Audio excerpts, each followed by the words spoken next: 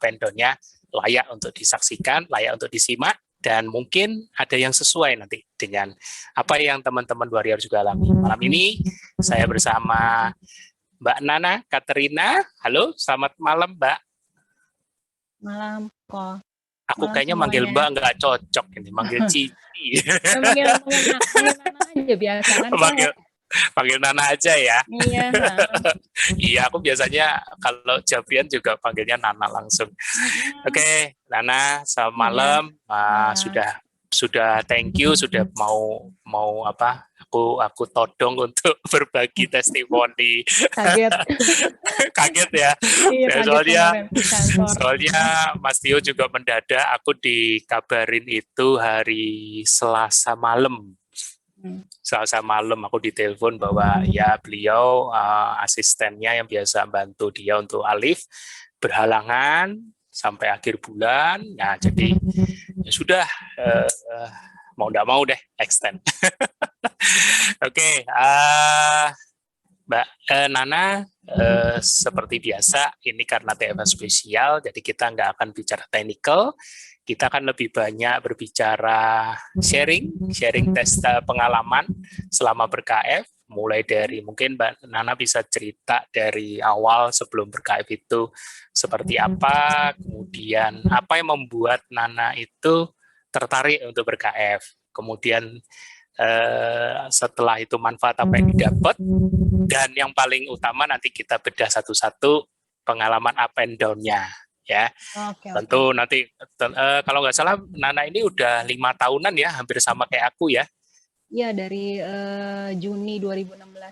Nah, Juni 2016 ini, Juni ini sudah 5 tahun ini. Nah, tentu banyak pengalaman up and down-nya. Nanti kita lihat satu-satu, ya nggak usah semuanya, yang paling berkesan deh. Gitu. Silakan Nana, monggo ya. Ceritanya. Sebenarnya saya itu dulu KF itu karena saya pernah kraniotomi di tahun 2010.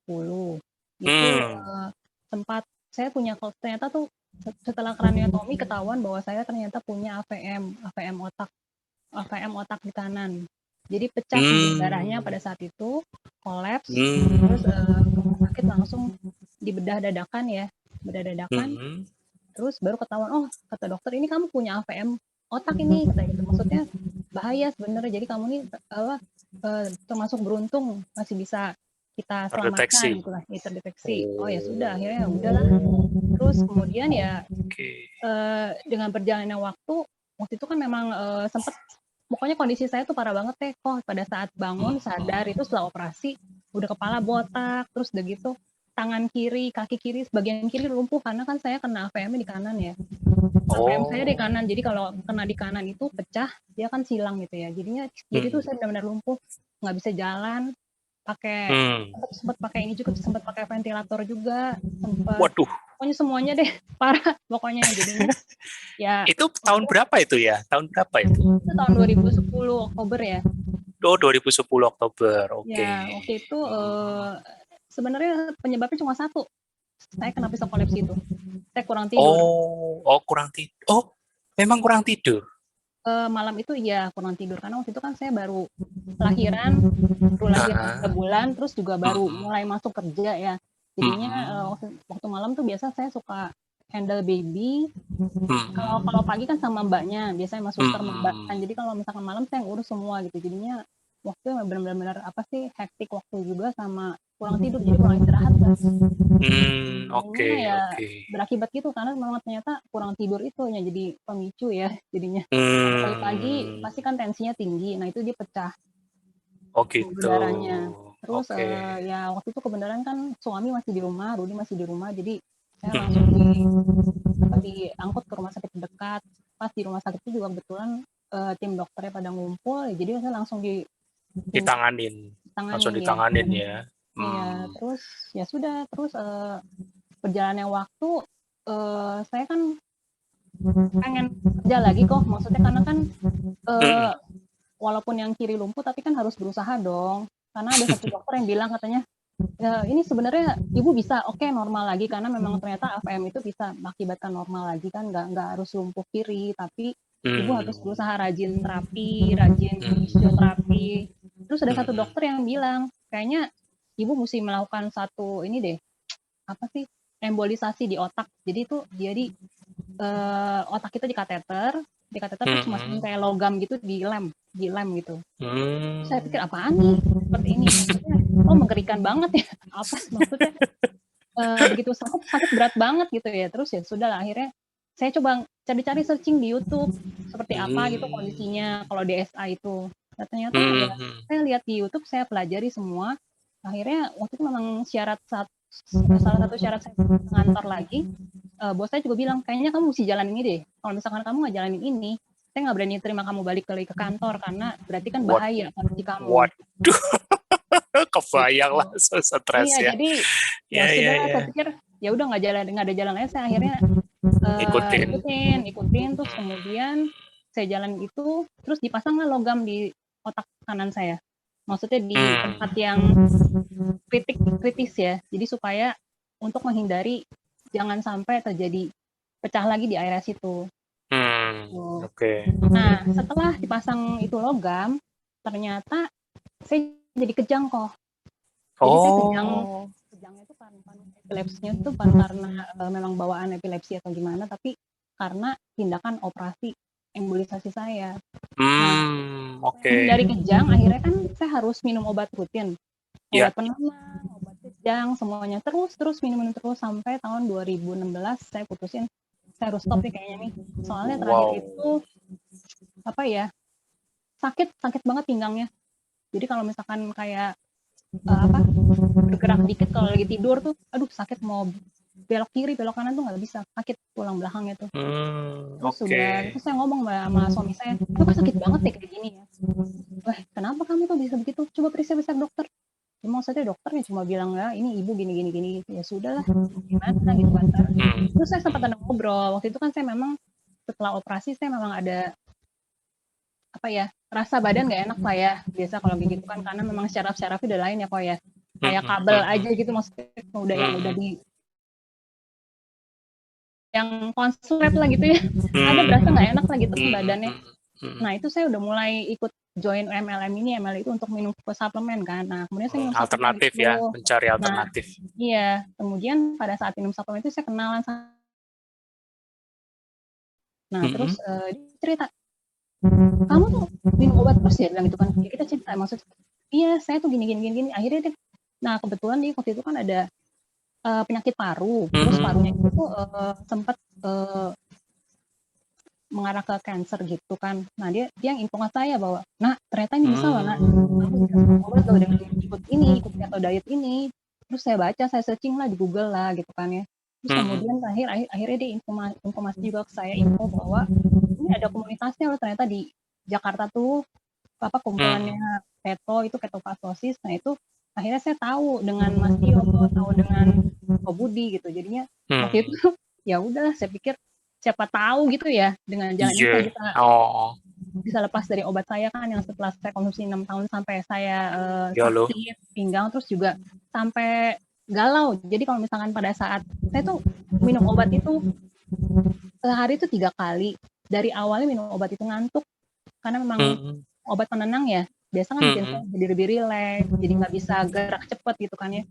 Karena memang hubungannya sama saraf dan otak ya. Betul. Terus sampai akhirnya saya sempat konsultasi sama si dokter junior. Dia bilang begini, tenang aja Bu, Ibu sekarang berasa ngantuk, nanti lama-lama juga Ibu nggak akan ngerasa ngantuk deh. Benar itu. Maksudnya setelah saya 5 tahun konsumsi itu, ada kalanya kalau pada saat jam-jam itu saya nggak minum, saya nyari itu obat. Kenapa? Karena jadi saya galau, terus saya nggak enak badannya, berasa kalau udah sering minum obat ya. Terus ya udah akhirnya saya aduh gimana ini rasanya ya kayak begini, caranya supaya lepas. Saya doa langsung minta Tuhan kasih petunjuk supaya bisa lepas gitu kan. Ya akhirnya tunjukin dengan cara jalan diet ini, dan ketika saya coba aja lah gitu. Ketemu dengan Mbak Rosita itu dan dikenalkan itu ya ibaratnya ya. Iya. Saya nggak bisa bayangin loh, 6 tahun konsumsi obat penenang berapa macam itu, Nana?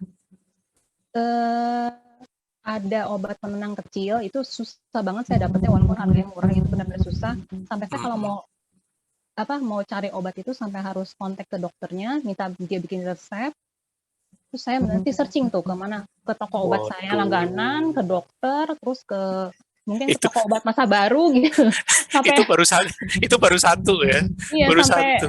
ya khusus yang obat itu susah banget dan memang saya nggak boleh minum itu sebenarnya. Harus Total pakai ada resep berapa? dokter. Total ada berapa obat? Ada 3 ya. 3. Itu baru yang penenang, belum yang anti sakitnya dan segala macam. Oh nggak pakai anti sakit lagi, cuma penenang. Terus kemudian saya minum pil kejangan karena kan saya ada kejang ya. Kejangnya itu kejang yang menurut saya nggak bisa kendaliin kayak orang epilepsi. Biasanya kalau udah kejang ya udah gelap, plek. Saya tidur lemas banget terus ya udah. Tapi bangunnya aduh nggak enak banget terasa di otaknya, badan lemes semua, otot-otot juga kayak nggak enak gitu ya, oh ya gitu. Terus ada satu obat lagi ya vitamin otak itu juga saya berusaha stop sih dulu. Sebenarnya sih nggak ada efek apa-apa dengan minum vitamin, cuma memang saya sempat searching di googling, searching terus udah gitu lihat efeknya memang nggak boleh terlalu lama juga sih, kalau bisa stop sih gitu. Jadi saya berusaha banget maksudnya kayak itu. Terus kemudian juga setelah saya lahiran itu kan saya harus cek, biasa kalau ibu-ibu kan cek pap smear gitu kan ya. Kemudian betul. Pada saat yang setelah lahiran tuh saya juga diinfokan bahwa oleh dokter bahwa saya juga ada HPV. Iya, barusan ditambah lagi HPV. Iya, terus dokter bilang, ya tenang aja Bu, ini HPV-nya masih low risk kok, kayak gitu ya. Sudah, oke. Karena saya join MLM tadi itu yang dengan Barosita, saya minumin tuh suplemennya. Saya pikir low risk dengan ini juga baik lah gitu ya, aman lah gitu kan. Ada suplemen yang khusus wanita gitu. Saya minumin terus tuh rutin. Tapi ternyata pada saat Juni 2016 itu yang saya mau mulai KF, dia berubah menjadi high risk kok. Saya juga bingung kenapa. Sampai dokter bilang, kamu minum apa Bu? Bisa jadi high risk. Apa ya? Ya udah dong evaluasi kan, saya analisa loh. Iya, apa gara-gara ini ya? Udah saya stop akhirnya. Terus akhirnya saya udah saya pikir saya ikhtiar KF aja deh kayak gini caranya deh. Karena memang nggak ada obat kan untuk HPV itu cuma buat apa sih? Hanya bisa imunitas diri sendiri yang bisa lawan virus itu gitu. Betul. Jadi dokter juga bilang gitu. Ya jadi sudah, pada saat memulai KF itu benar-benar, kalau saya bilang bonek ya, kalau orang Surabaya bilang bodoh nekat, udah nothing tulus ya kan. Ya kalaupun aku anggap ini ikhtiar seperti alternatif MLM dan segala macam, berhasil ya syukur, enggak ya aku enggak ada rugi apa-apa ibaratnya gitu ya. Iya, betul.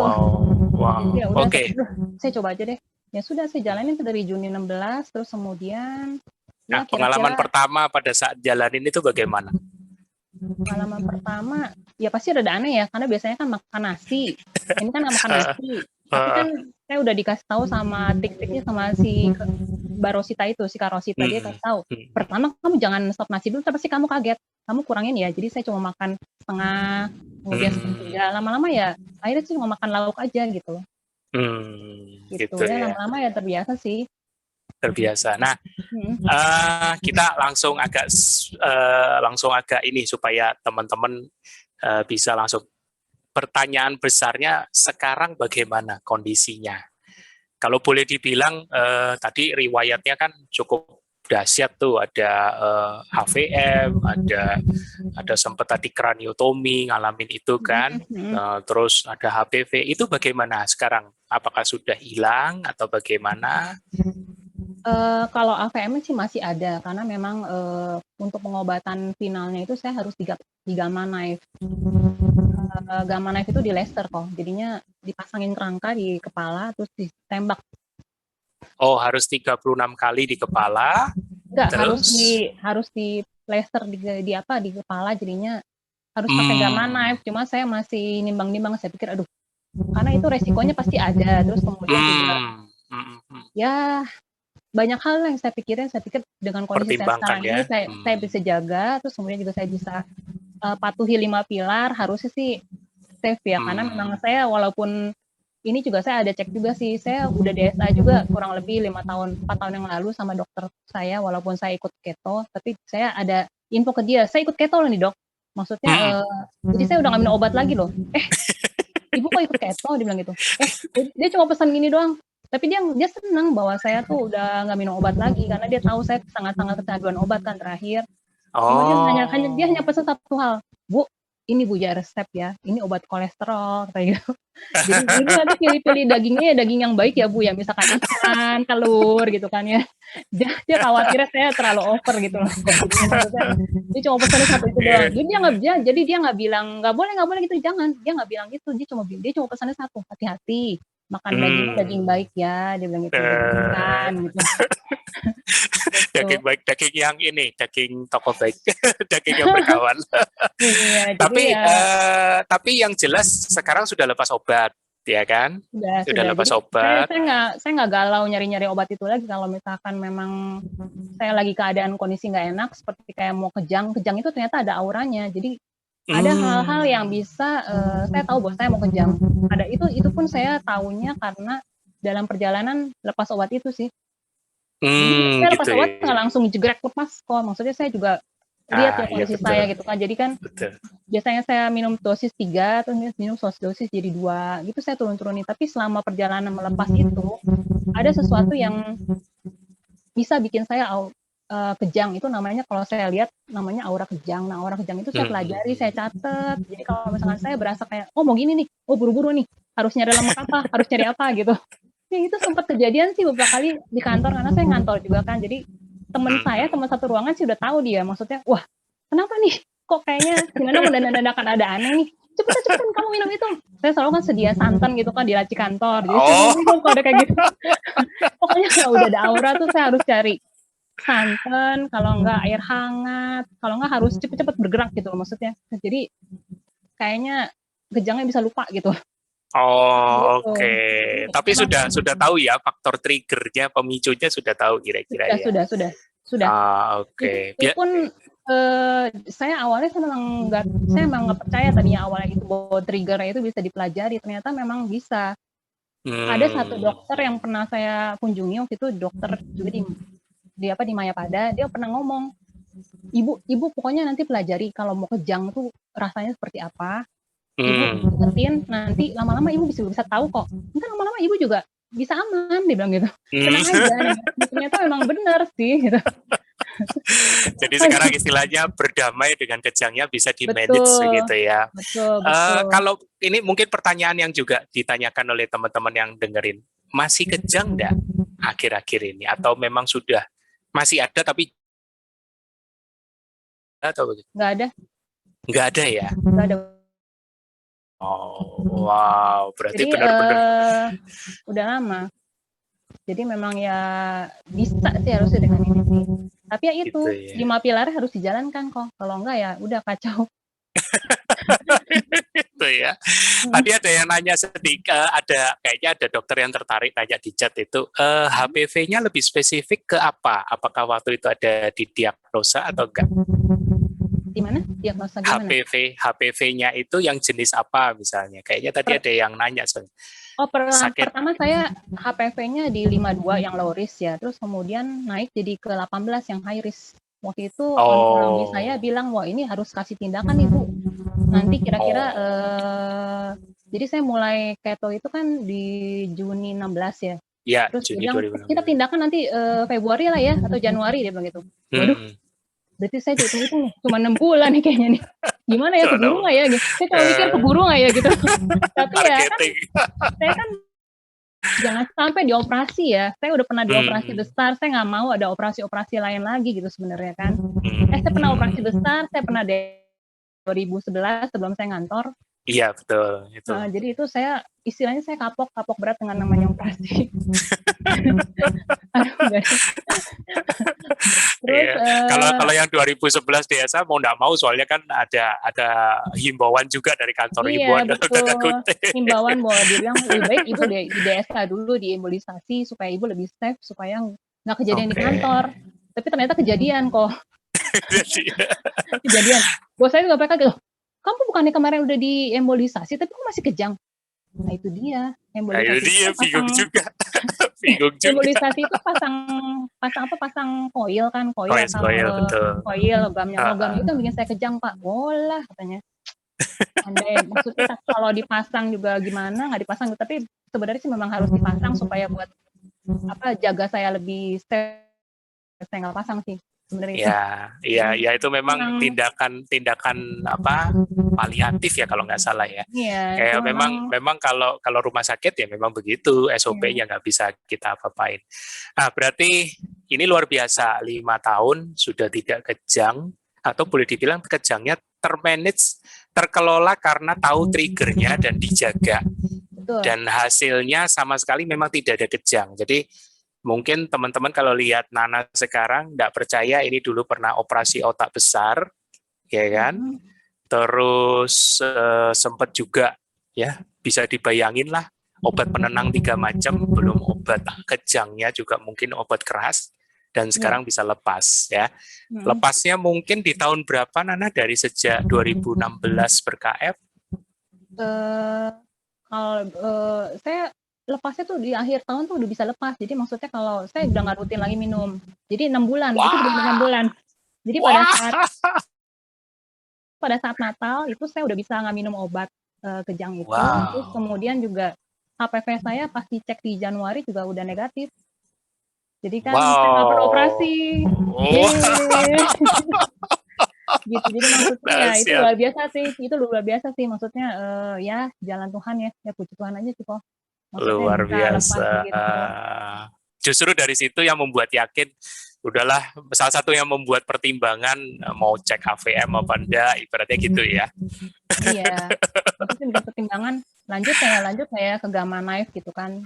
Saya pikir nanti dulu lah, karena memang dokter pun ngelihat saya, ya memang saya ngelihat ibu nggak apa-apa sih, fine-fine aja. Cuma maksudnya ini kan sebenarnya bahaya. You kayak bawa bom katanya di kampung siapa di otak. Tapi saya sebelumnya saya juga sempat pernah check up ke Malaysia, ke Penang. Saya cek itu juga semua arahnya ke gamma knife. Cuma mereka surprise aja ngelihat saya dengan kondisi seperti ini. Maksudnya dengan kondisi AVM di otak, terus sempat parah, kraniotominya juga kraniotomi besar, tapi sekarang normal gitu loh. Mereka mereka sempat nanya minum obat apa, terus apa gitu. Ya semuanya dari Tuhan lah. Amin. Berarti kita sudah dapetin pengalaman up-nya pertama selama 5 tahun ber-KF ya, selama ber-KF, yaitu remisi dari HPV. HPV-nya negatif ya di bulan Januari ya. Nah, mungkin ada lagi selain itu, selain kondisi juga fit, udah lepas obat. Nah, ini mungkin teman-teman ingin tahu nih, daun-daunnya seperti apa? Daunnya kalau lagi ya itu dia, makanya kalau lagi daunnya nggak ada sih ya kayaknya. Maksudnya aja, nggak ada, maksudnya badan juga jadi lebih seger, nggak kayak digebukin gitu ya, nggak pegal-pegal. Cuma kalau lagi kebanyakan karbo aja, kadang-kadang kan ya itu seperti yang mungkin banyak warrior yang bingung gitu, yang makan apa. Pertama-tamanya kan saya suka, ya namanya gue trial kok ya, oh ini gitu. Tapi kan lama-lama terbiasa, kita bisa pilih sendiri, bisa pikir sendiri. Jadi kita tahu, misalkan kalau saya sih nyari karbonya itu bukan lebih ke arah cookies atau cake atau apa ya, saya lebih ke sayur sih. Jadi saya lebih enak, maksudnya lagi pengen makan apa nih, saya tahu yang low karbo gitu kan, seperti brokoli. Makan brokoli sih kadang-kadang makan brokolinya kebanyakan. Nah itu tuh ntar yang bisa bikin pegel-pegel gitu. Gitu. Atau misalkan makan sawi, karena kan saya punya suami Rudi sama anak-anak juga masih karbo eater kan. Jadi mereka juga perlu sayur kan. Jadi kalau masak tuh sekalian kok. Tapi kadang-kadang suka over makannya ini gitu. Jadi kalau kadang-kadang kalau mikir, oh ya brokoli berarti aku cuma berapa piece atau berapa gitu. Itu bisa diatur sih. Saya makan kayak gitu. Jadi memang kalau misalkan dibilang orang keto nggak makan sayur, enggak, saya makan sih. Maksudnya ya kita takar sendiri ya. Jangan maksudnya makan yang kayak satu boxnya salad Pizza Hut, nah itu jangan. Itu pasti terjadi pelayangan kepalanya gitu loh. Karena saya tuh sensitif banget nih sama seperti itu, karena sensitifnya tuh langsung ke kepala karena udah nggak minum obat kan ya kok ya. Jadinya iya, betul. Over sugar sama over cup sedikit tuh langsung berasa nggak enak kepalanya. Itu udah harus, kalau udah kepala udah nggak enak, teman-teman, suami, anak saya, terus juga mungkin di kantor juga bos saya pun tahu, wah nggak masuk nih, berarti yang nggak enak. Tapi mereka sekarang kalau nggak masuk kan nggak mereka maksudnya kalau saya nggak masuk nggak kaget lagi, nggak kaget artinya ke dokter nih, ke rumah sakit nih, kenapa nih gitu parah gitu kan. Mereka cuma mikirnya dia nggak masuk, paling cuma tidur di rumah gitu. Karena obatnya cuma tidur. Itu ya, obatnya Iya. cuma tidur, luar biasa. Yang penting tidur. Begitu tidur, bangun seger ya udah aktivitas lagi gitu sih. Iya, ya itu memang ini aku dengerinnya soalnya gini, kadang banyak itu teman-teman ini kalau udah tahu riwayatnya berat-berat, apalagi nanti ini yang nyimak videonya Nana ya, itu pasti udah ngebayangin nih, waduh HC-nya kayak gimana, kurang lebih kayak gitu Oh ya, iya, proses sempet detox-nya kayak gimana. Nah, itu coba cerita dong. aku Coba cerita. sempat ngalamin HC, cuma HC-ku itu lebih ke arah ya itu karena kan aku kenanya di kiri ya. Jadi lebih ke otot sama ke syarafnya itu sempat ngilu, terus sempat yang kayaknya meluang-meluang sebelah kiri sih. Tapi hanya di sisi tangan sama kaki ya, kaki sini, paha sini. Tapi ya sudahlah itu ya seperti kata si pertama yang ngajak aku kan Kak Rosita, dia cuma ngomong ya udah lu enjoy aja gitu kan. Ya udah dia enjoy aja. Lama-lama hilang. Tapi yang pasti dia bilang kamu harus gerak ya pokoknya gitu. Jadi ya udah paling di kantor waktu itu kantor masih pakai tangga tuh naik turun tangga ke kantin kemana gitu ke toko bolak-balik aja. Tapi lama-lama hilang sih.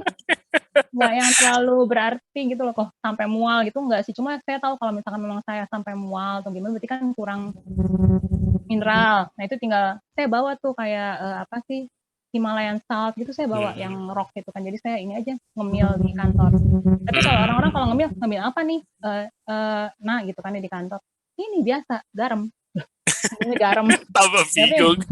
Tapi mereka lama-lama ya udah ngerti sih, maksudnya paham. Jadi kalau pada saat ada acara makan di kantor gitu kan, harusnya kan semua dikasih nasi box. Kalau saya enggak, khusus saya dikasih box kecil tanpa nasi.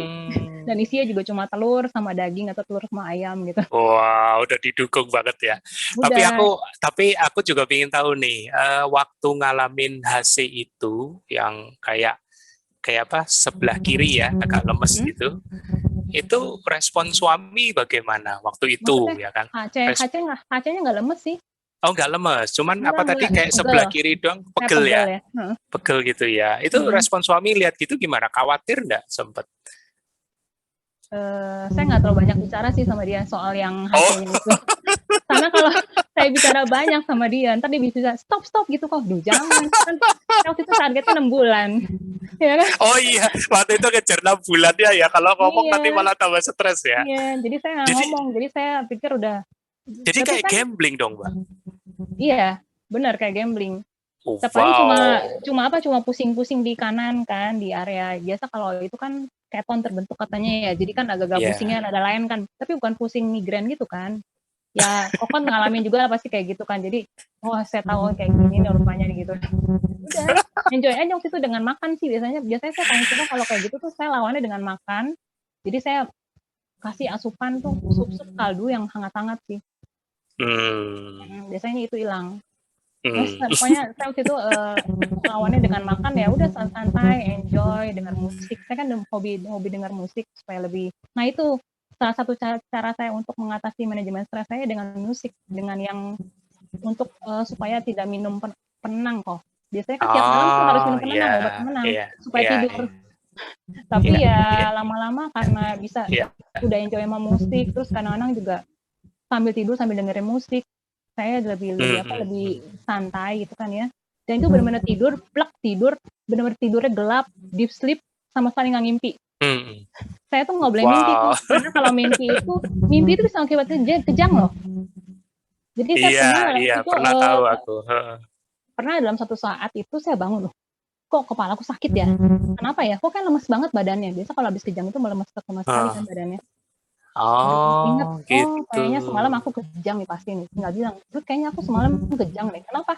Lemes badan tuh sama kepala sakit gitu ya. Oh ya sudah, berarti itu gara-gara mimpi. Jadi makanya diusahakan tiap hari, tiap malam tuh berdoa, jangan mimpi ya. Terus supaya lebih santai sebelum tidur, santai dulu.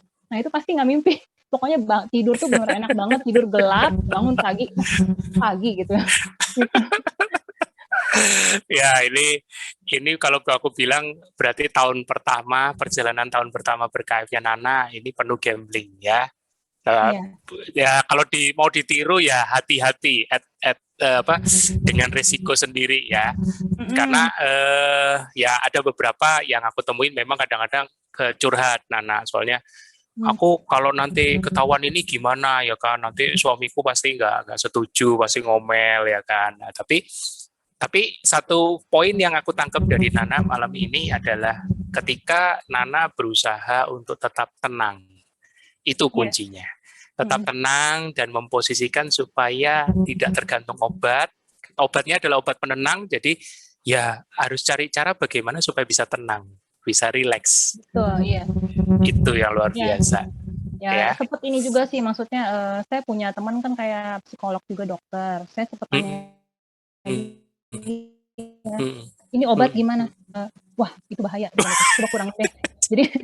Jadi saya sempat curhat sama dia juga ngasih masukan ke saya gimana deketin. Dia bilang, coba kurangi sekian. Terus juga pada saat weekdays jangan makan. Makan. Kalau kan lu ngantor, kalau ngantor kan nanti takutnya hektik, ntar lu kayak gimana gitu kan. Terus nanti kalau weekend stop. Dia sempat ajarin kayak gitu. Jadi saya ikutin dia sih. Dia juga tahu saya, dia pantau. Jadi saya lebih, ada yang jagain gitu loh. Gitu. Makanya komunitas itu penting ya. Iya, siapapun kalau komunitasnya bisa membangun itu penting banget ya. Dan dalam hal ini kebetulan psikiater ya, itu berarti psikolog atau psikiater? Psikiater. Dia juga tahu kok grup ini. Oh, dia juga tahu ya. Ya, dokter-dokter yang biasanya saya kontak itu kayaknya masuk di ke dalam anggota itu. Wah, dia tahu, dia pantau mereka. Seru. Oke, Nana, ada lagi mungkin setelah kita mulai dari itu ya, habis Februari nggak jadi operasi, kemudian apalagi nih cerita yang bisa di-sharing sama Nana kepada kita? Apa ya? Ya itu yang nggak jadi operasi Februari itu si onkologinya bingung. Lah, negatif. Ibu minum apa? Saya nggak kasih obat kan, dia bilang gitu kan. Ya memang nggak kasih obat ya. Saya maksudnya saya nggak minum obat, tapi maksudnya saya diet. Saya ngomong sama dia, saya diet low carb gitu kan. Saya nggak ngomong keto, ntar dia shock. Dia kaget takutnya kayak yang dokter pertama itu kan, khawatir kan dokter pertama. Iya. Akhirnya dia bilang, oh iya, tolong dijaga terus ya Bu. Ya udah, terus kemudian tahun berikutnya saya cek itu udah negatif gitu. Selama nggak ada. Stabil negatif ya. Stabil. Jadi saya pikir saya jagalah gitu. Dahsyat. Nah, dengar ini suami juga melihat perubahan dan mulai setengah menjalankan, boleh dibilang gitu ya. Iya. Kalau dengar-dengar. Nah, kebetulan juga kan suami dia juga bidang usahanya bergerak di bidang-bidang makanan sehat. Waktu itu saya sempat gimana nih? Aku pengen bakmi gitu kan. Tenang, aku bikinin, dia bilang gitu. Jadi dia sempat bikinin dan kita memang ada ini sih produksi juga bakmi. Oke. Jadi saya bisa makan bakmi tetap, maksudnya walaupun saya keto, substitusi makanan yang lain tetap ada penggantinya gitu. Jadi nggak masalah. Cuma itu makan bakmi itu salah satu reward yang sangat kalau sayanya disiplin bener-bener pokoknya dari Senin sampai Jumat saya disiplin ketonya, berarti kan Sabtu boleh dong saya dapat hadiah reward. Saya langsung biasanya buat tutupan malam terakhir baru saya ini bikin bakmi gitu. Kalau misalkan dari pagi itu makan bakmi yang pokoknya selalu yang karbo tinggi, biasanya saya makannya terakhir tutupan. Jadi saya nggak berani di awal, itu nggak, tetap ini. Oke. Jadi juga, lebih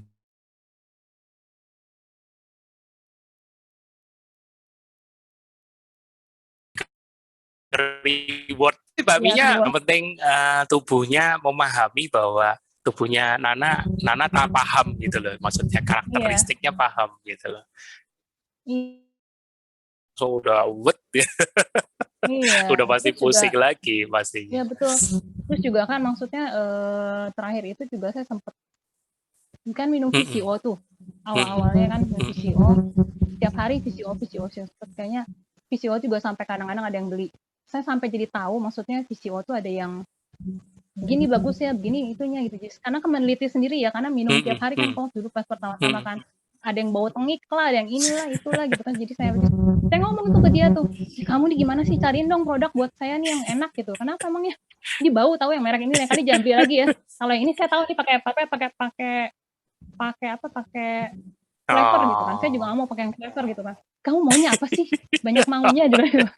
Terus akhirnya dia pikir dia sempat konsultasi sama Mas Tio gimana. Akhirnya waktu itu sempat dia akhirnya kasih masukan ke saya, ya udah coba kamu minum yang powder deh gitu kan, coba kamu cari yang powder gitu kan. Akhirnya suami saya dapet yang powder untuk MCT-nya. Jadi saya terakhir itu saya tiap hari selalu minum ini sih, MCT powder gitu. Ini nggak kelihatan tuh, sorry nggak kelihatan. Nah, sip. Oh, MCT powder. Nah, ini MCT powder ini, iya MCT powder ini suami saya yang nemuin buat saya. Jadi kan dia yang ngeramu berarti ya, yang bikinin ya. Iya, dia yang packing. Maksudnya dia yang ketemuin, ini kayaknya cocok buat kamu. Terus kemudian juga kita sempat diskusi sama Mas Tio, dan Mas Tio juga waktu itu makasih banget udah referensi ini buat aku dan buat teman-teman warrior yang lain gitu. Memang kalau MCT pada dasarnya kita bolehkan, enggak masalah ya kan. Apapun mereknya juga boleh. Ya mau pakai yang ada beberapa di vendor kita juga yang bikin, ada beberapa banyak varian. Nah, tapi yang jangan dilupakan ya fungsinya, bahwa fungsinya memang untuk kalau di Nana masih konsumsi ini untuk apa? Untuk boosting keton ya. Untuk boosting keton, produksi keton ke otak ya, karena ini kan memang ada kebutuhan khusus untuk di otaknya. Iya betul. Ini buat otak nih bagus banget, sama buat boost energi ya. Biasa kan saya kalau perlu, pokoknya saya kalau udah mau kejang itu saya perlu yang hangat-hangat kok. Biasa kalau hangatnya saya dapat dari ini, atau dari air hangat, atau dari santan, atau dari lemak ya. Nah ini pernah ada satu kejadian lucu. Saya pernah waktu itu ke supermarket besar gitu kan ya. Terus suasana supermarket itu tuh AC-nya dingin sekali. Saya kalau kena udara dingin tuh nggak bisa, dingin sekali tuh nggak bisa. Pasti auranya kan nimbul. Waktu itu lagi pada saat masa mau lepas obat. Saya udah mikir, apa ya? Mesti makan apa nih di sini? Apa ya? Langsung kan mikir, kayaknya ke tempat santan situ nggak mungkin deh, jauh kan ya. Akhirnya kan itu kan supermarketnya kayak jual makanan yang kayak paru, apa, dan gitu kan ya. Kayak kira-kira yang kolesterol tinggi yang mana ya? Aduh, saya pilih paru aja deh kok, saya gak banyak mikir. Daripada saya kejadian di supermarket kan kejang kan, saya langsung beli, ya itu kan di plastik itu saya langsung makan dulu tanpa dibayar, saya makan dulu. Wah, itu rasanya kok langsung ke sini hangat banget, terus panas sih, hilang. Saya sempat, aduh ya ampun Tuhan, thank you banget kayak begini bisa dapat ada paru di sini gitu loh. Kalau nggak saya gimana gitu loh, udah panik soalnya nggak bawa VCO, waktu itu juga belum ada MCT powder ini kan. Karena kan kalau sekarang ada ini saya bawa sih di tas selalu ada, jadi kalau misalkan berasa nggak enak saya langsung hap aja, nggak usah pakai air lagi. Itu sebenarnya lagi dialami, lagi proses Pak Edi kan baru masa-masa mau lepas obat ya? Oh bukan, karena kalau kejang itu kan dia ada ininya kok. Yang saya bilang tadi auranya saya jadi nggak boleh dingin, terus nggak boleh terlalu happy, nggak boleh terlalu panik juga. Itu yang aku bilang stres itu stres sistemnya masih mudah terpicu. Jadi kalau stres sistemnya masih mudah terpicu di Nana itu manifestasinya berupa kejang.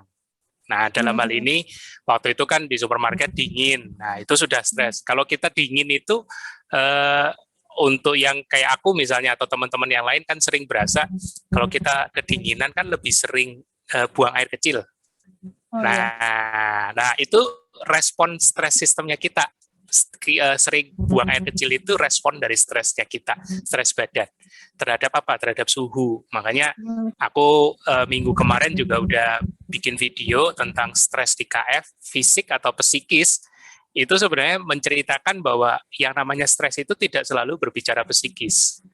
Tapi semua input yang diterima oleh panca indera. Makanya Nana tadi bisa bilang aura itu cocok banget, ya kan? Jadi apapun yang diterima oleh panca indera dari mata, dari kulit, telinga, itu bisa memicu, sangat bisa memicu, ya gitu. Nah, pada saat Nana makan atau apapun itu yang membuat rileks, nah itu kayak di counter. Nah supaya tidak lagi muncul ibaratnya gitu. Wah, tapi aku amazing ini ya, amazing karena tidak banyak yang punya apa konsistensi seperti Nana ya kan. Bukan nggak bisa, tapi moga-moga nanti apa yang Nana sharing ini bisa jadi contoh buat yang lain bahwa Nana bisa loh, si Mbak Nana itu sudah operasi otak besar, ya kan? Terus ngalamin banyak hal lah, tapi bisa loh KF 5 tahun. Apa yang membuat mau KF 5 tahun itu kalau bukan sesuatu yang mendatangkan manfaat kan tidak mungkin. Iya, betul. Iya kan? Pengen, Terlepas dari apa yang dimakan deh. iya, betul. Pengen hidup jadi lebih berarti kok. Karena kan memang hidup itu kan singkat, terus juga kan kualitas buat keluarga ya. Maksudnya masa sih kesempatan kedua yang udah dikasih Tuhan ke saya setelah operasi itu saya sia-siakan, itu kan nggak mungkin. Jadi kan saya tetap harus berjuang buat anak saya, family, bisa buat jadi berkat buat yang lain sekitar, ya kan? Bisa buat mungkin yang nonton juga bisa lebih termotivasi ya. Maksudnya kalau buat sehat itu nggak gampang, tapi ya memang harus diperjuangkan. Dan yang jelas sudah gak mikirin BB kalau Nana sih. Dari awal gak mikirin berat badan. Betul. Saya tuh sempat kurus, terus waktu pertama sebelum kami tuh gemuk sekali, karena kan waktu itu kan habis dioperasi. Dokter cuma bilang, ayo makan yang banyak, mau bergizi. Saya makan semua yang dikasih, mau dari tamu, dari dokter, dari rumah sakit, saya makan semua. Vitamin, dari vitamin A, B, C, sampai obat kronis saya minum. Akhirnya saya jadi gemuk. Terus kemudian ya nggak apa-apa sih, masih oke. Terus begitu ya, sementara suami juga nggak komplain kan, ya tenang-tenang aja dong ya, santai. Suami lihat Lalanya happy, enjoy, ya sudah nggak berani diganggu.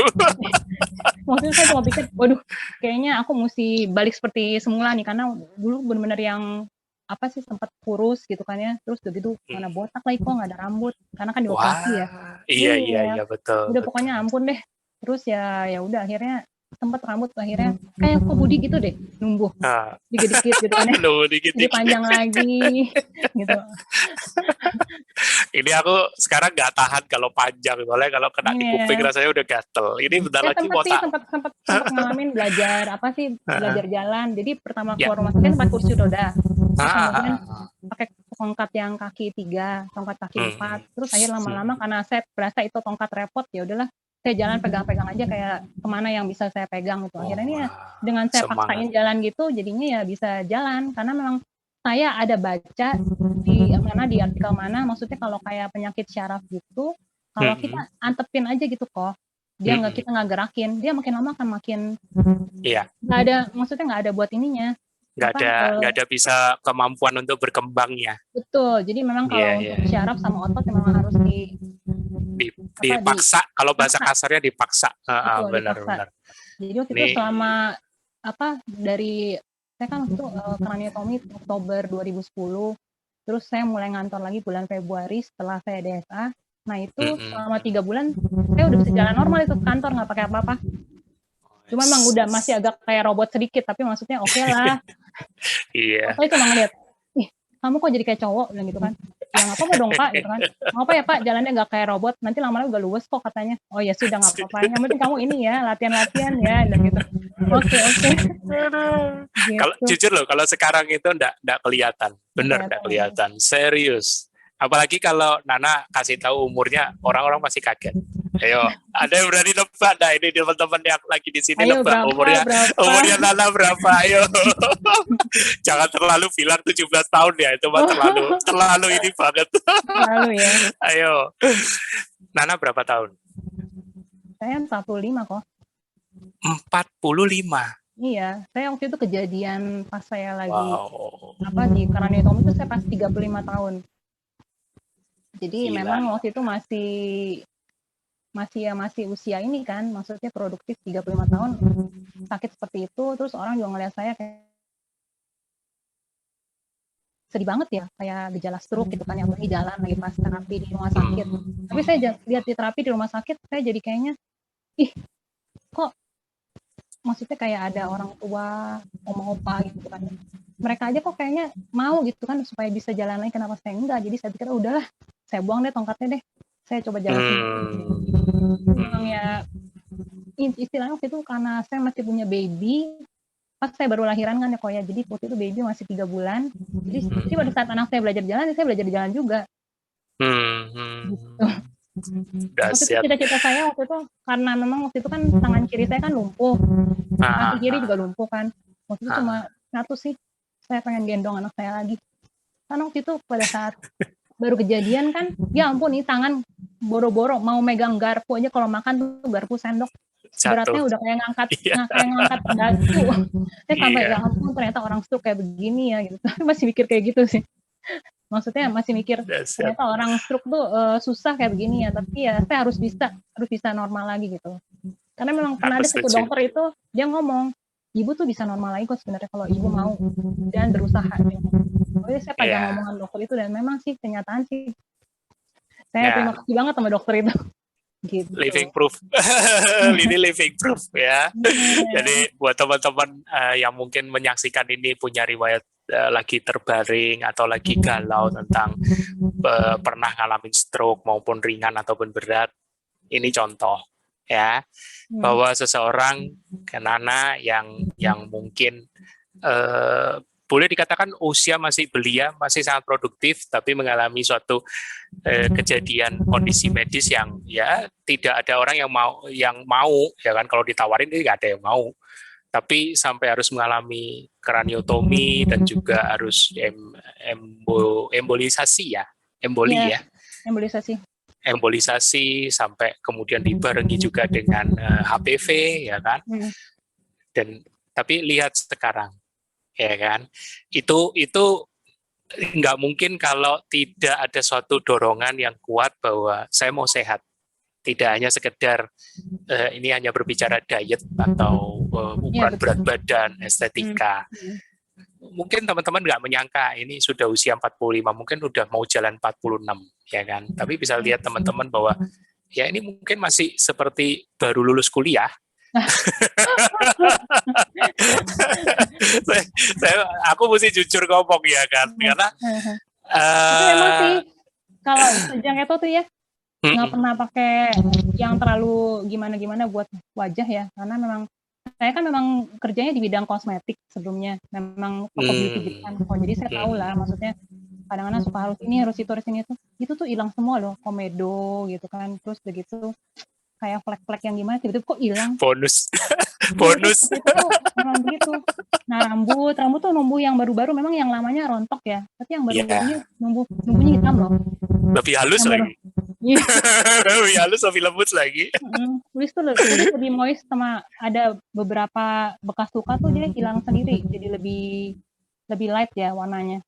Ya, gitu. Ya lebih tidak menghitam ya kan, lebih gampang hilang. Iya betul. Wah ini yang suaminya Korudi ini pasti bersyukur, alokasi uang kosmetik menurun drastis. Tapi ada satu PR-nya. Apa tuh? Pengen agak berotot sedikit, jadi memang mungkin kayaknya memang mesti ikutin kelasnya Mas Ebi lebih rutin nih kayaknya. Boleh. Setiap kali ikutin kelasnya kayaknya gagal mulu. Nanti ya Mas Ebi ya, saya ikutin kelasnya. Siap. Beliau sih bersedia. Yang penting tetap kendalikan itu, tetap kelola stres sistemnya supaya tidak mudah terpicu ya. Luar biasa. Jadi ini aku sampai speechless, maksudnya luar biasa ini kisahnya ya kan. Mungkin terkesan pendek. Kita baru 1 jam loh ini Mbak Nana ya. Baru 1 jam ya. Biasanya kita bisa 1,5 jam. Kadang kalau Mas Tio itu bisa 2 jam lebih ya kan. Tapi memang aku nggak mau terlalu teknikal, jadi supaya teman-teman itu bisa ikut meresapi, bisa ikut ngerasain ini loh perjuangan seorang warrior ya kan. Kalau aku bilang seorang warrior, bahkan sempat gambling dengan suaminya. Ini harusnya aku tahu ini di hatinya Nana ini juga bikin ngomong, tapi satu sisi kalau ngomong pasti disuruh stop ya kan, sedangkan aku ada bayangan operasi. Udah aku memilih menghindari operasinya. Jadi apakah salah? Ya enggak juga. Ini manusiawi ya kan. Tapi yang terpenting pastikan termasuk Nana juga memastikan bahwa Nana ada dalam komunitas. Nah, waktu itu kalau nggak salah kita juga sudah telepon-teleponan dan WA ya. Telepon, WA, waktu itu kan ada grup WA juga kan. Di awal-awal itu. Kalau ada keluhan-keluhan sempat telepon Koko, terus begitu juga ke Mas Tio juga. Oh, sama satu lagi, sama almarhum Dokter Asri. Itu saya ganggu dia loh. Saya sering message dia, sering telepon karena dia kan bidangnya syaraf, jadi kan dia lebih paham saya harusnya kan ya. Nah dia tuh selalu ngasih saya petunjuk, ngasih kayak begini, ya saya ikutin sih. Dan dia nggak pernah nggak bales saya punya message loh. Dokter Asri itu luar biasa. Luar biasa. Bahkan Dokter Asri pun yang sudah almarhum, kita masih mengenang dia sebagai yang masih punya kiprah ya kan. Nah ini salah satu yang merasakan bagaimana kasihnya beliau itu bisa ikut membantu proses recovery-nya Nana ya. Dahsyat. Aku jujur baru kali ini bertemu Nana secara virtual, belum ketemu sekali bertemu darat ya waktu itu ya. Sekali. Nah, ini baru di virtual waktu itu kalau nggak salah tahun berapa ya Nana ya, 2019 kah? Iya kayaknya 2019 ya. 2019 ya, jauh setelah berapa tahun gitu. Aku belum tahu. Cuma teleponan. Biasanya cuma teleponan. Ganggu kan, hasilnya begini nih kok, gimana nih? Oh iya ini begini. Ya jujur, aku sendiri waktu terima ke WA-nya Nana itu, aku juga ragu. Maksudnya apa aku bisa, ya kan? Karena latar belakangku kan bukan yang seperti ini. Jadi kalau dibilang penyakit sampai kayak yang AVM kayak gini, ini masih ranah yang sangat baru, ya kan. Tapi aku berpegang di satu hal, yaitu semua itu pasti ada benang merah yang sama. Nah, aku terbantu banget sama Mas Tio waktu itu di tahun-tahun pertama. Makanya aku sendiri pun punya pengalaman yang unik buat aku saat aku menjalani WF3 itu sampai over, ya kan? Dan aku mengenali ternyata, menerapkan protokol itu tidak semudah yang dikira, ya kan? Tidak hanya sebatas, puasa panjang langsung sembuh, aktivitas tinggi langsung kurus, tidak segampang itu. Dan itu juga mesti tergantung kitanya, metabolisme masing-masing orang kan beda, jadi nggak bisa disamain. Itu dia, jadi karakteristik itu. Nah, aku terbantu tuh waktu terbantu banget sama Mas Tio. Beliau itu dengan sabar jelasin, ini begini Mas, ini begini. Nanti itu walaupun dengan bahasa yang alien waktu itu, sangat alien. Mas Tio itu di tahun 2016-2017 itu sangat alien. Jadi aku pun keteteran, tapi bersyukurlah teman-teman yang di tahun sekarang Mas Tio masih mau ngajarin, itu sudah jauh membumi. Ya. Tapi in the end, kalaupun aku bisa membantu, ya itu semua karena aku juga udah dapat dari Mas Tio, ya kan. Dan ya aku juga bagikan apa adanya ke teman-teman yang memang membutuhkan. Sampai detik ini pun banyak yang konsul, masih Japri, ya aku bantu sebisanya. Mulai dari yang GERD, anxiety, kanker segala macam, aku usahakan semampunya. Kalau misalnya aku sudah nggak mampu, ya aku akan larikan ke Mas Tio. Kemarin itu ada satu tuh, lansia Nana. Nah, ini gantian aku yang curhat ya. Nah, ini aku samarkan baru aja. Itu dia menerapkan KF, dia sebelumnya DM dan punya riwayat insomnia parah. Tapi belum divonis, kayaknya sih belum divonis. Tapi intinya dia mengalami sulit tidur. Jadi kata anaknya itu, ini sebenarnya mama ini udah tidur karena kedengaran dengkurnya. Tapi anehnya kalau saya ngomong, ini anaknya yang bilang, kalau saya ngomong ke kakak atau siapa, dia tahu loh, dia denger loh. Padahal mendengkur, sampai bingung. Tapi kalau cerita ke aku tidurnya oke gitu. Nah, singkat cerita, kemarin itu nerapkan KF membaik, sudah bisa lepas obat diabetes segala macam.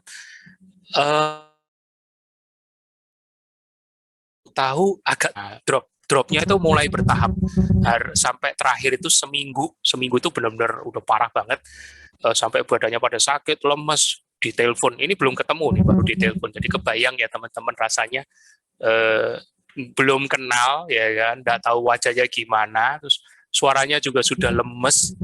Aduh, rasanya ya rada dak-dik-dukder gitu. Jadi waktu beliau bilang, oh, ini masih lemas Pak Budi, gini-gini. Saya bilang, Ibu kalau Ibu nggak tidur agak susah. Akan terus ini, nggak akan selesai. Kalau mau nggak mau, Ibu mesti ke rumah sakit. Mungkin dengan bantuan dokter di sana dikasih obat tidur supaya bisa tidur. Ya kan? Nah, singkat cerita, hari ini dia baru kabarin dia sudah minum obat tidur, rupanya dia punya resep lama karena sudah minum CTM nggak ngefek katanya. Jadi dia punya obat tidur lama, dia minum dan dia cerita dia tidur 24 jam penuh.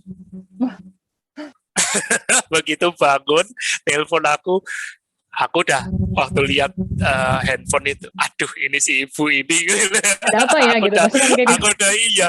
Aku sebenarnya sebelum dia telepon udah pengen nanya ke anaknya gimana, ibu sudah tidur belum. Jadi teman-teman mentor itu juga kepikiran, bukannya enggak kepikiran ya. Di sela-sela kesibukannya kepikiran, apalagi yang kasus-kasus khusus. Jadi waktu dia telepon, aduh ini jangan-jangan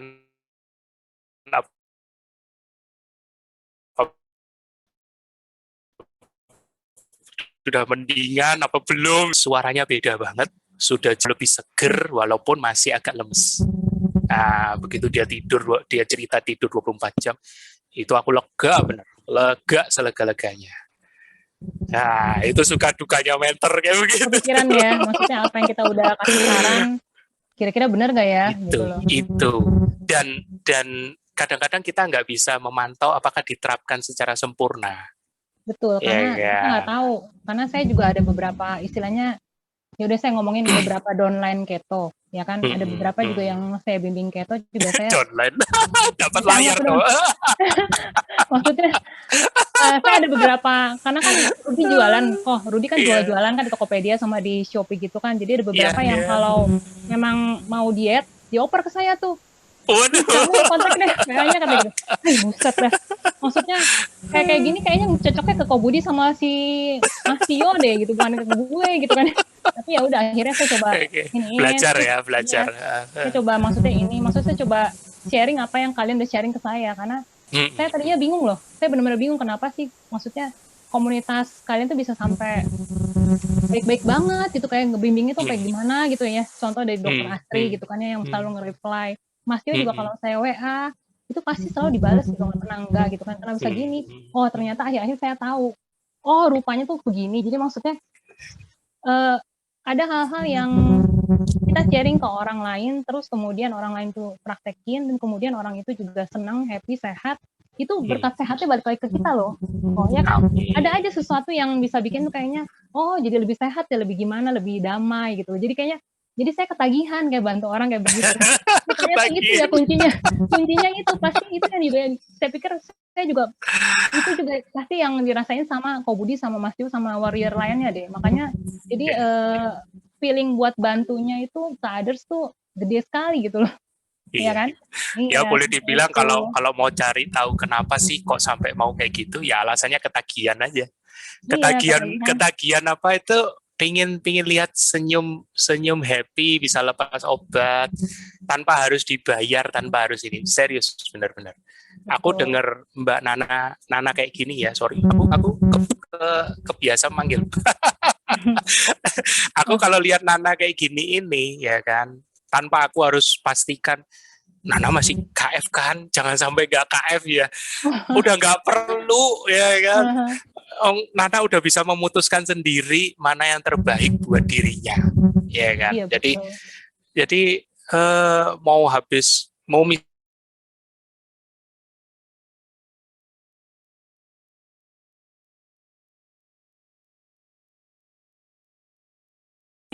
mau lepas KF terus saya sayang. Iya, buat kita Nana, ya kan. Kita nggak bisa paksain itu ke orang lain, ya kan. Karena orang lain kan punya pergumulan masing-masing, ya kan. Iya, nah, betul. tujuannya TFH spesial ini ya seperti ini. Jadi sharing itu bukan untuk memaksakan, oh ini loh bisa sembuh, kamu juga bisa. Iya, tapi penerapannya kan tergantung dari yang nanti menjalankan. Ya kan, makanya Betul. aku jadi teringat tuh waktu waktu dulu dikenalkan KF sama Rosita, waktu Nana juga cerita, aku kok ngerasain gini gimana nih, ya kan, ya udah enjoy aja. Mungkin Rosita juga udah deg-deg gitu juga. Iya mungkin. Atau Iya. habis mau suruh ke dokter kan juga bingung juga mungkin ya kan. Nah, itu kadang-kadang yang namanya senior atau warrior yang lebih lebih dulu menjalankan ketika mementor itu punya keterbatasan membagikan pengalamannya sendiri, gitu lah. Nah, memang belum banyak yang bisa seperti Mas Tio gitu. Aku nggak berani klaim aku kayak Mas Tio. Aku baru belajar sebagian kecil. Benar-benar baru belajar sebagian kecil. Itu pun harus berulang-ulang mentransfer yang kecil ini ke teman-temanku aja butuh berulang-ulang. Itu pun bisa miss, ya kan? Satu contoh aja kolesterol, masih banyak yang masih miss tentang kolesterol, ya. Event itu teman-teman profesional kita, ya teman-teman tenaga kesehatan juga masih masih perlu untuk dibantu, ya kan. Bukan aku Wah, bilang aku lebih pinter. Iya, nakes udah betul. jago-jago loh sekarang loh. Nah, itu yang seperti tadi saya ceritakan. Itu, itu. Karena aku percaya satu hal, aku sama Mas Tio percaya satu hal. Nakes itu juga pingin, nakes yang benar ya, itu juga pingin pasiennya bisa sembuh lepas obat. Dah, itu nomor satu. Ya, kalau sembuhnya dengan konsumsi obat terus-menerus, aku yakin hati nuraninya nakes itu juga sebenarnya nggak rela sebenarnya. Jadi kayak kasih vonis hukum vonis death penalty ibaratnya gitu loh, sayang sebenarnya. Jadi kalau bisa ada jalan untuk bisa sembuh, ya why not gitu kan. Iya, sebenarnya sih Itu. nakes itu kasih kita ke obat bukannya buat mau menjerumusin atau gimana, kok saya paham. Karena kan dia nggak setiap saat di sebelah kita, jadi dia tuh keep kita dengan obatnya gitu kan. Jadi maksudnya saya bisa handle ibu dari obat, tapi dari jauh, bukannya karena nggak deket saya gitu. Dia ngomong gitu sih, Bapak kok. Oh ya, saya ngerti. Saya cuma ngomong, saya ngerti dok, ya udah. Kalau gitu nanti saya yang putusin ya, gitu kan. Akhirnya udah saya putusin. Tapi akhirnya dia happy sih ngeliat saya, maksudnya bisa lepas obatnya. Karena saya udah ketergantungan sekali sampai mungkin dia bingung kali ya mau ngasih obat saya selanjutnya apa. Itu Karena kan Nana. makin lama makin naik kan. Betul, dan ada batasnya loh. Iya. Dokter itu juga punya batas obat maksimal yang bisa diberi. Contoh sendiri, mamaku sendiri deh. Mama itu alergi, dia autoimun. Jadi kalau sampai kepicu itu alerginya itu gatal-gatal dan bengkak. Gatalnya itu enggak karu-karuan seluruh tubuh. Terus bengkak itu pernah sampai lidahnya itu bengkak sampai nutupin saluran nafas. Nah, obatnya cuma satu, dokter nggak ada lagi, cuma dikasih Insidal. Ya, dan Insidal itu dikonsumsi hampir 10 tahun. Sampai dokter temennya itu bilang, ini kalau terus dikonsumsi bisa jantung yang kena ini. Nah, puji Tuhan ya setelah ber-KF itu gatal-gatalnya sekarang udah jarang muncul, kecuali kalau cheating ya, memang namanya udah usia lanjut. Sekarang mamaku itu udah 81 ya. Wow. Sudah ber-KF sudah hampir 4 tahunan lah ya, 4 tahunan ya. Ya dibilang murni ketat ya, namanya lansia ya, sepuh ya, nggak bisa ngomong ya kan. Tapi yang penting udah tahu kok yang mana itu atau enggak. Kayak mamaku juga sekarang dia kalau minum kopi, kalau dulu kan demen tuh minum kopi yang saset-saset gitu kan. Enggak deh nak, beliin mama itu aja, Nescafe. Minumnya Nescafe. Milenial, muda lagi. Nescafe itu yang premium kan, yang klasik itu yang biasa suka taruh di tas biasanya gitu kan. Black coffee. Yang black coffee aja, jadi nggak pakai yang lain, yang kopi-kopi jauhnya gitu. Jadi dia pakai itu. Tapi kalau kopi klasik gini, yang para penggemar kopi pasti akan saranin Nana habis ini. Sama aku dibilangin, Mas, jangan kopi giling sendiri. Iya, kalau saya kan sekarang udah bukan pakai yang itu dong. Pakai yang grill kan. Cuma kalau mama daripada yang kopi yang Nescafe gitu kan, kopi yang apalah itulah Torabika dan sebagainya, isi jadi Oh merek. iya, Jadi betul, betul. lebih baik yang Nescafe itu karena lebih nggak ada campurannya. Ya, Gitu. ya, masih mending lah di antara ini. Oke. Wah, ini luar biasa. Sharingnya sangat sangat menginspirasi. Thank you, Nana. Thank you juga Sebelum semuanya. sebelum kita akhiri, mungkin satu dua statement dari Nana sebagai penutup, boleh berupa pesan, motivasi ataupun saran kepada teman-teman yang menyimak ataupun yang belum menyimak nantinya melihat video ini. Saran dari Nana, silakan. Apa ya sarannya? Ini aja sih kalau dari saya. Maksudnya kita jalankan keto ini kan sebagai lifestyle. Jadi memang harusnya sih konsisten ya, karena sayang sekali kalau misalkan kita udah keto sekian lama terus kemudian lepas gitu ya, karena kan memang protokol ada caranya, cuma tetap imbasnya kan ke badan kita sesuai sama yang ininya, maksudnya yang kita bisa apa gitu loh. Jadi kita harus lebih sensitif terhadap kita punya alarm tubuh, terus kemudian juga pilih-pilih apa yang bisa dan enggak gitu. Jadi supaya bisa lebih nyaman. Jadi menjadikan keto lifestyle itu sesuai dengan kenyamanan masing-masing gitu. Bisa lebih gitu. Tapi jangan menyerah kok. Jangan menyerah. Iya, soalnya kalau udah sakit itu ke rumah sakit harus operasi, aduh enggak deh, ngeri. Saya udah sering loh. Bukan ngeri gimana ya, ngeri sih enggak, maksudnya ngelihat jarum itu kayaknya udah kayak sekarang kan lagi tren vaksin. Aduh takut nih vaksin. Kenapa? Vaksin aja gitu, nggak apa, jarum mah biasa. Belum lihat yang lain kan gitu. Belum lihat yang alat-alat yang lain. Bunyi-bunyi alat-alat lain yang mengganggu kalau orang lagi. Saya sempat kan maksudnya waktu itu pas lagi di kraniotomi sempat ya ada berapa minggu di rumah sakit itu nggak enak sekali dengar suara-suara apa mesin itu ya, bising sekali tuh, maksudnya harusnya berhenti kayak gitu tuh, nggak nyaman sekali. Nah, itu mereka belum pernah kan kayak begini. Kalau buat ini mah, jadi maksudnya ya harus berjuang, jangan menyerah sih. Iya, iya, setuju. Kan, jangan itu, sehat aja lah buat family juga kan, itu kan jadi enak buat teman-teman. Setuju. Wah, luar biasa ya. Jadi yang paling kuat aku rasa dari Nana, jangan menyerah. Jangan menyerah dalam arti kalau teman-teman sudah merasakan manfaatnya dari KF, jangan menyerah untuk menjalani prosesnya. Bukan semata-mata apa ini harus konsisten, maksudnya puasa harus makin panjang atau enggak. Iya, enggak juga sih.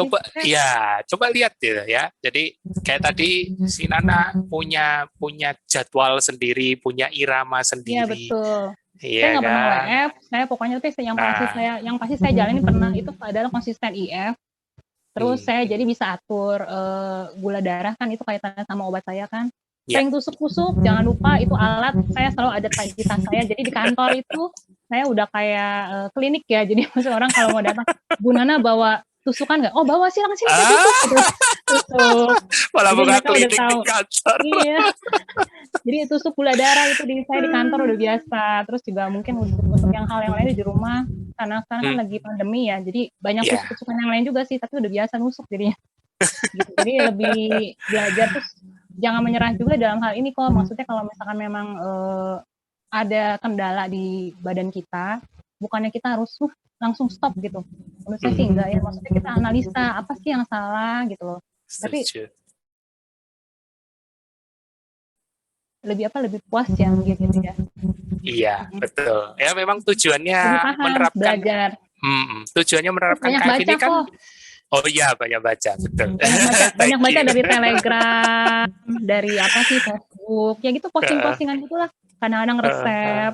Itu bantu banget buat saya kalau lagi di kantor lagi boring, saya suka baca tuh postingan Mas Ebi, postingannya tuh saya bacain. Walaupun saya nggak komen ya, maksudnya sebagai silent reader, tapi maksudnya perfect sih kayak gitu tuh bisa buat, aduh, oh iya ya ini ternyata perlu kayak gini. Recas ya. Iya, jadi banyak baca sih. Ya, jadi kayak recas ke pikiran kita, ke mindset kita bahwa oh ternyata saya tidak perlu panik, oh ternyata ini ada penjelasannya, ya kan? Jadi Jadi teman-teman itu jangan mudah galau. Komunitas itu membantu untuk supaya tidak galau, ya. Thank you banget, thank you sama Nana, ya. Sharingnya luar biasa. Aku juga nggak nyangka ternyata bisa sedetail ini, ya. Kalau dulu by phone rasanya ada yang kurang. Kalau begitu kita udah nge-zoom gini, enak, semua clear. Thank you Nana, kapan-kapan kita bisa ketemu ya. Boleh. Ada yang nanya, lokasi di mana Nana? Lokasi saya di Jakarta Barat. Jakarta Barat ya. Nah, jadi di Jakarta Barat, kalau tahu Nana juga tergabung di grup Tele Ketofastosis Global, ada juga di grup WA, jadi cari aja. Grup WA nggak ada. Oh, grup WA nggak ada? Kayaknya grup WA kalau WA Rudi deh, atas nama Rudi. Oh, Rudi. Ya. Tapi di Tele Global ada. Aku tahu itu ya. Kalau di Tele Global, ada di Tele yang ABK, ada di Tele yang di apa tuh yang buat yang darah tinggi ya. Ya itu di situ saya ada.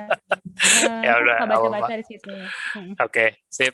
Jadi nanti teman-teman yang kepingin telepri ya atau telegram pribadi, monggo japri langsung aja. Ya, boleh, thank you Nana. Kapan kita bisa ketemu lagi? Aku akan kabarin ya. Oke, teman-teman. Sekian TFH Special Extend yang pertama setelah Ramadan kali ini edisi Sabtu 22 Mei 2021. Minggu depan masih ada 2 episode lagi. Jangan lupakan. Stay tune pengumumannya di Walmastio. Siapa narasumbernya? Tentu akan lebih menarik. Tentu juga akan sangat menginspirasi. Ya, jadi teman-teman pastikan teman-teman selalu menyimak. Sampai jumpa dan selamat malam.